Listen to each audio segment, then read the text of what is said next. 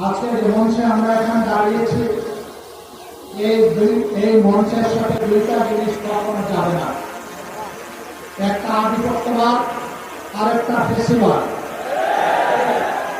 এই দুইটাকে এই মঞ্চ কখনো কবুল করবে না, বরদাস্ত করবে না। এই মঞ্চে যারা বসে আছেন তারা জাতির স্বার্থে দেশপ্রেম বুকে ধারণ করার কারণে জ্বলে জ্বলে তিলে তিলে তারা প্রমাণ করেছেন জীবন দেব, অন্যায়ের কাছে মাথা নত করব না। আফসোস 2006 সালের 28 অক্টোবর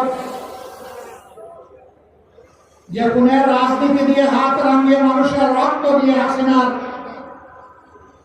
রাজনীতির নতুন উত্থান হয়েছিল, তাদের হাতে এক সময় যারা সকলেই মজলুম ছিলাম, রাজপথে আন্দোলন করেছি, সংগ্রাম করেছি, তাদেরই একটা অংশ আজকে সরকারে দেওয়ার পরে অতীতের সব কিছু বলে দিয়েছে। কেন আজকে এই দাবি বাস্তবায়নের জন্য আমাদেরকে সৌরভের উদ্যানে আসতে হলো? তারা জাতির সাথে বিশ্বাসঘাতকতা করেছেন, এই কারণে আসতে হবে। তারা স্বীকার করতে বাধ্য হয়েছেন জুলাই সনদ বাস্তবায়নের কার্যকরী আইনি পদ্ধতি হিসাবে গণভোটের কোন বিকল্প নেই। এই জন্য সেই গণভোটের প্রস্তাব তাদেরই একজন করেছিলেন। তাদের নেতা নির্বাচনী প্রচার অভিযানে শহীদ আবু সাঈদের স্মৃতি বিরক্ত রংপুরে যে বলেছিলেন, প্রিয় দেশবাসী, ভোট দেবেন দুটা, একটা দিবেন আমাদের মার্কায়, আরেকটা দিবেন গণভোটে, আপনারা সকলে গণভোটে হা বলবেন। এখন তারা বলছেন গণভোটে বৈধ। পার্লামেন্টে আমরা জিজ্ঞাসা করলাম, এটা কি নির্বাচনের পরেও বৈধ হলো না আগেও বৈধ ছিল?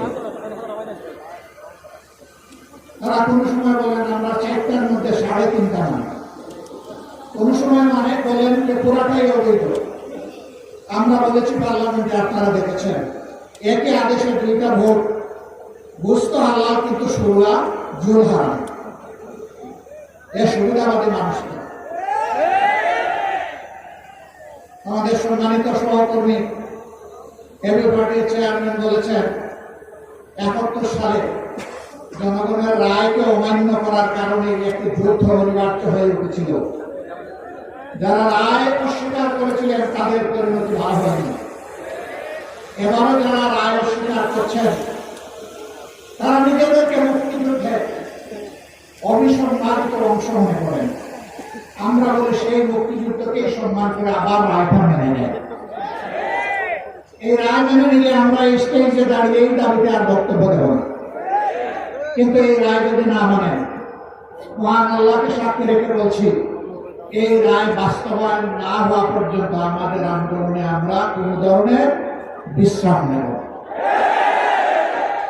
আন্দোলন চলবে সংসদে, আন্দোলন চলবে রাজপথে। নাহিদ ইসলাম বলেছেন একসময় রাজপথ আর সংসদ প্রয়োজনে একাকার হয়ে যাবে। রাজপথ আর সংসদ একাকার যেদিন হয়ে যাবে, সেদিন বালুর পাত দিয়ে নদীর জোয়ার, সমুদ্রের জোয়ার থামাতে পারবে। বেশিরভাগীরা বিভিন্ন ন্যারেটিভ তৈরি করে, বয়ান তৈরি করে জাতিকে বিভক্ত করেছে।